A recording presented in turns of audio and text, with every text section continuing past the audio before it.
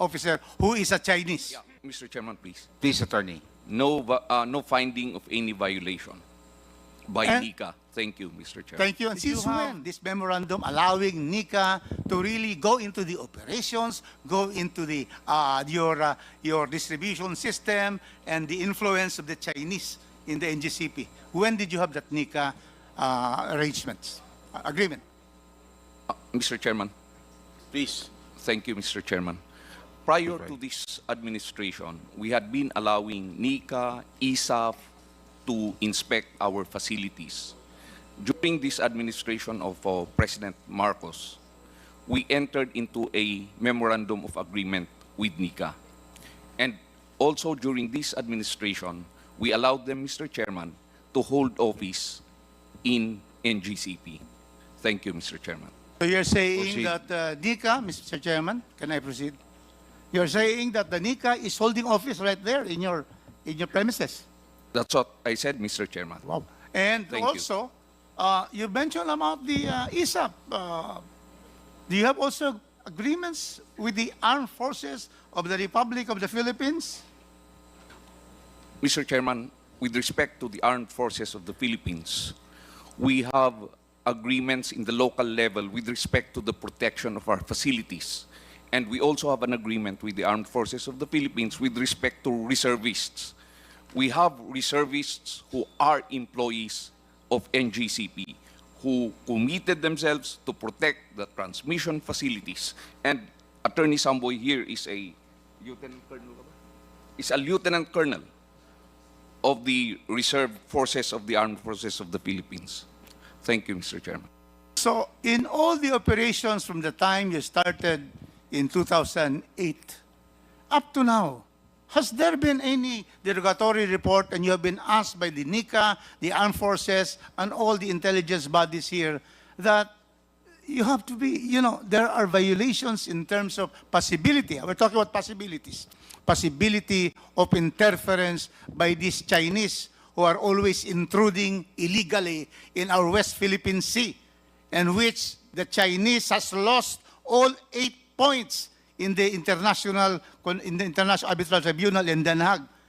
Was there any to alert you? Because the NICA is the primary intelligence gathering and analysis of our country. Was there anything from the time you operated up to now that NICA has called your attention to violations? Mr. Chairman, there's none. We haven't received any notice from NICA, from ISAF, that we are violating security measures and laws. Thank you, Mr. Chairman. And my final question is to the President, President Anthony Almeida. You're under oath. Where is Anthony? Mr. Almeida, please take your respective seat. I Do think you- he went to the restroom. Yeah. Do you assure this august committee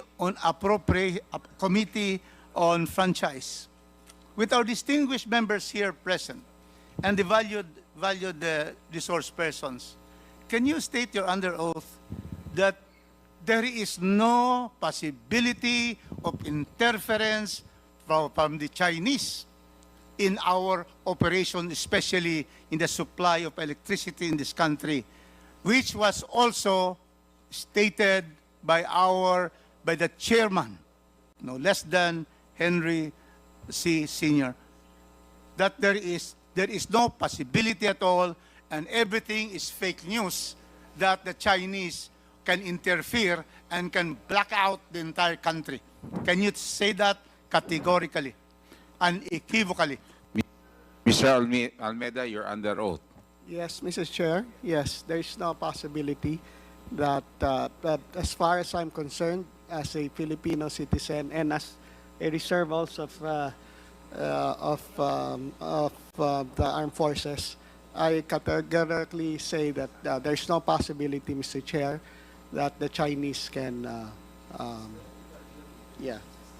Thank you. And with that, Mr. Chairman, it is clear that the NGCP has not violated any constitutional provision, and even the principles underlying the Constitution. Number two, Mr. Chairman, it has clearly it has clearly followed all the provisions of its franchise. Third, all that they have done has been approved by the ERC. The pass on of the franchise tax and all the cross ownership and also the public offering. So, Mr. Chairman, I do not see how we can continue with this hearing when there are no violations. Mr. Chairman, that is my question. Thank you. Would you again want to go delve on that when clearly the constitutional issues, the franchise issues, the speculations, Mr. Chairman, I think we should already adjourn and let's go to face what are the important bills of our country, like my intelligence bills, my anti-espionage bills, Thank you because very that much. will increase the penalties of spies. Thank in you this very country. much, the Thank you. Honorable Rufus Rodriguez. Mr. Chair. Like I said,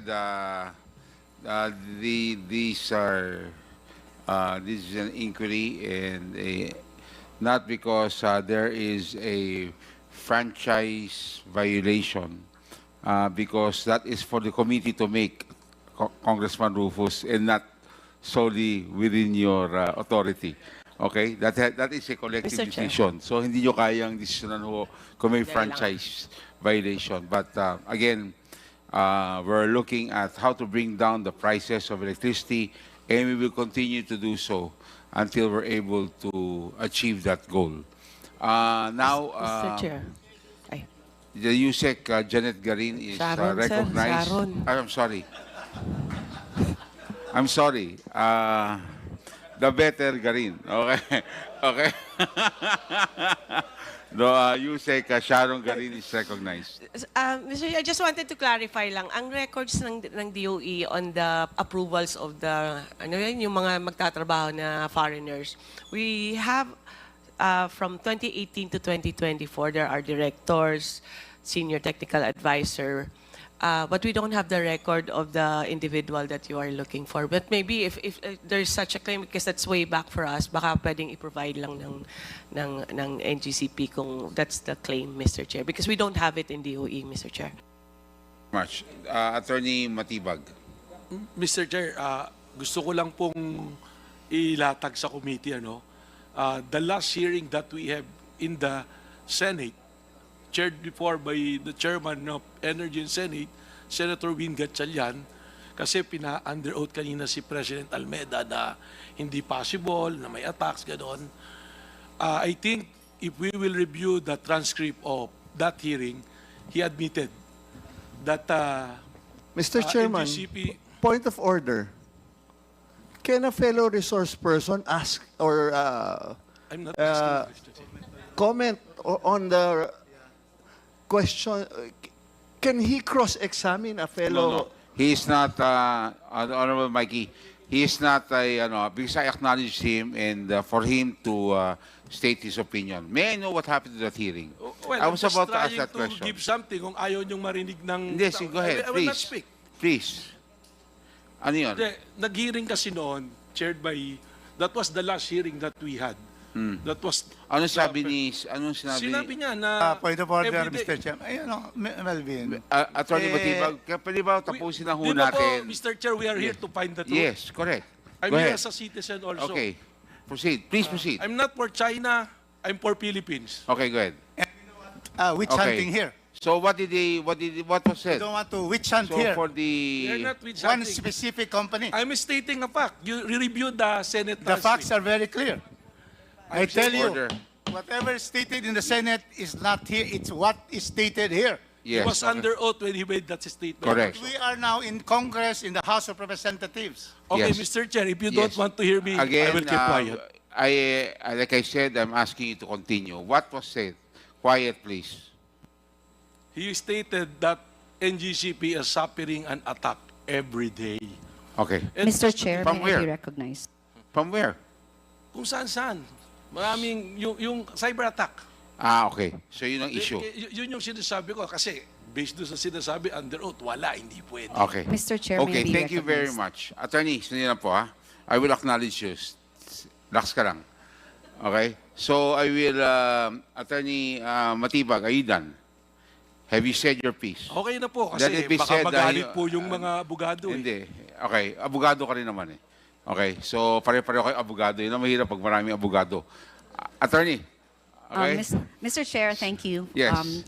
I think Mr. Matibag and I were at that same hearing. Okay. And I'd just like to clarify the statement made was cyber attacks on our IT, our corporate system. Okay. Our corporate system, unlike our operating system, is indeed connected to the internet. And like any other corporate network, it is subject to periodic attempts.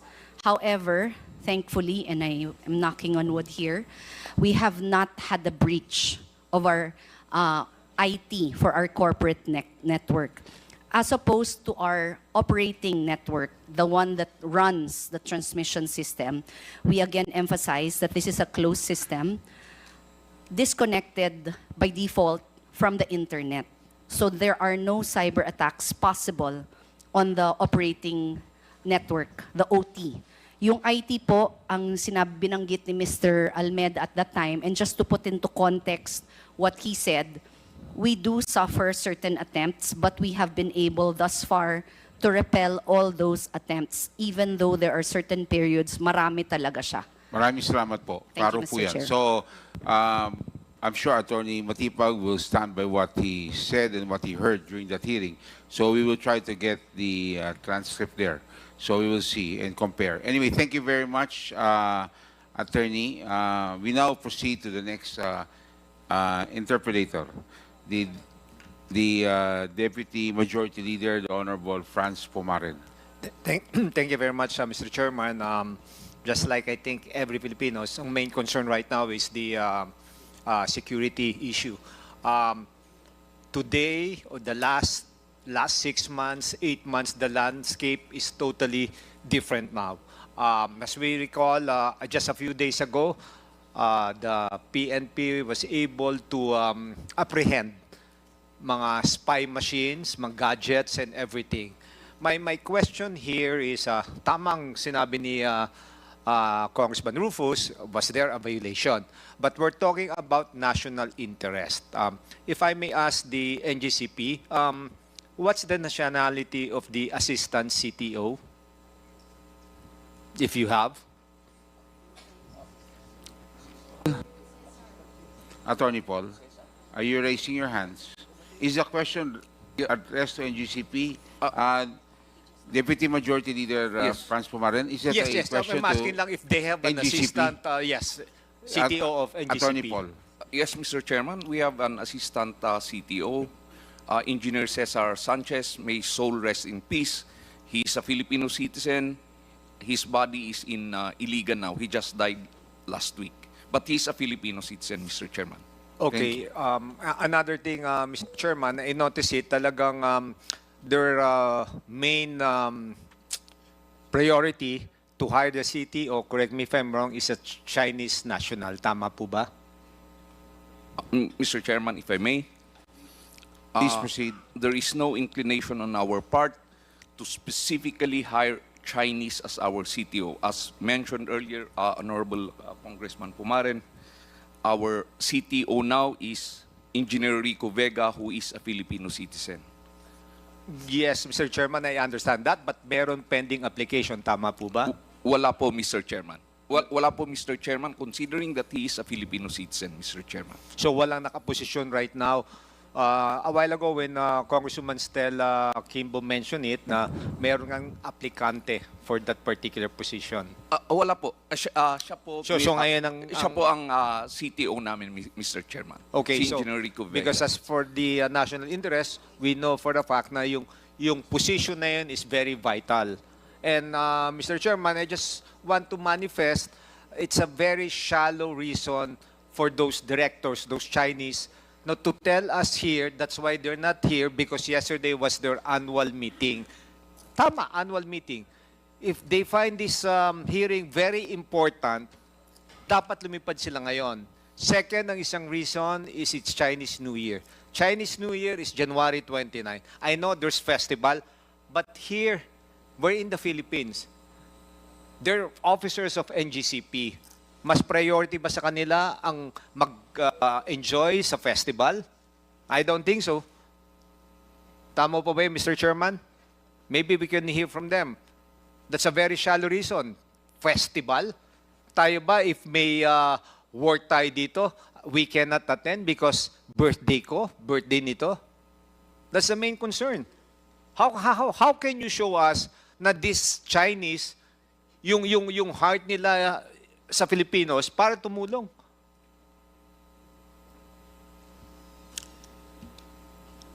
Mr. Chairman, if Are you done, Honorable? Yeah, are you I asking want for an a answer reply? from the... Attorney Paul. Mr. Chairman, with respect to the question, I believe, Mr. Chairman, that, and I'm pretty sure they purchased their tickets prior to the receipt of today's hearing. So that's why they had to fly to China. As to the concerns being raised by Congressman Pumaren, rest assured we will relay all of those things to our Chinese directors. Mr. Chairman. Thank you very much. And, Mr. Chairman. As requested earlier, notices will still be sent to them for the future hearings. Thank you. Yes, I know that we will invite them. Pero mababaw naman, nakabili ng ticket and everything. If they find this really important, they can still buy another ticket. And Mr. Chairman, I would like to make a motion also if we can invite yung Nika, yung sinasabi nila na nag-office dyan sa NGCP. As we all know, I hope I'm wrong, baka they're too comfortable with their setup right now in NGCP. Because like what I mentioned, the dynamics right now totally changed with regards to what's happening here in the Philippines. With regards to, I'm not trying to zero in on the directors or officers of Chinese nationals in NGCP. Pero ngayon, iba na po ang dynamics, iba na po ang landscape. A few days ago, may nahuli tayong Chinese na nag-spy. Diba? So, if we can invite also the yung NICA, the one in charge of NICA, or the one assigned to that particular office, para we can hear kung ano po talaga ang what's happening. Take note of that, and indeed, the security issue is something that is in, I would say, top of the list, or top of mind of all Filipinos. Yes, the Honorable Franz Pumaren. Yeah, Sir, ano lang yun, that's my query lang. It's just so frustrating, you know, those Chinese nationals, parang napaka-special for them, hearing ang Rason Festival, nakabili ng ticket. Don't tell me they cannot afford to buy another ticket if they find this really important. Thank you very much. Parang pinoproteksyonan pa ng kapwa Pilipino na gina-justify pa that they're not here. That's so frustrating. Where is our national pride here? Mr. Chairman. Thank you. Thank you, the Honorable Franz Pumaren. Yes, Attorney Paul, we will invite them in the next hearings. Mr. Chairman, until they run out of holidays. Yes. Attorney Paul. Yes, we would like to assure this body that we are also Filipino citizens. We take our nationality and citizenship very seriously. Nandyan po kami, and we would like to assure the body, as Mr. Henry C. mentioned in his statement, nung pumasok yung grupo po namin dyan, nandyan na yan. Nandyan na yung mga Chinese. They were part of the bidders. Partners po sila ng MOG more. Now, Mr. Chairman, we would because I keep hearing all of these things, na simply because we have Chinese partners does not make us less patriotic than the others. We would want to assure everybody that we are there, we are guarding the national interest, and it is part of our commitment in our concession agreement and our franchise. The interest of the Philippines will always prevail. Thank you, Mr. Chairman. Thank you very much, Mr. Chairman, Attorney if I may Paul. Yes. comment on that statement. Please, You know, you still have the floor. his statement is music to my ears, na talagang patriotic, everything. Pero ang point ko dito, kung talagang may national concern siya dito, ano ba naman, kahit inabot na nila yung Chinese nationals, ano ba naman explain nila that you have to attend that hearing? It's important. It's just a one-day hearing. You can fly back again to China and enjoy those festivals.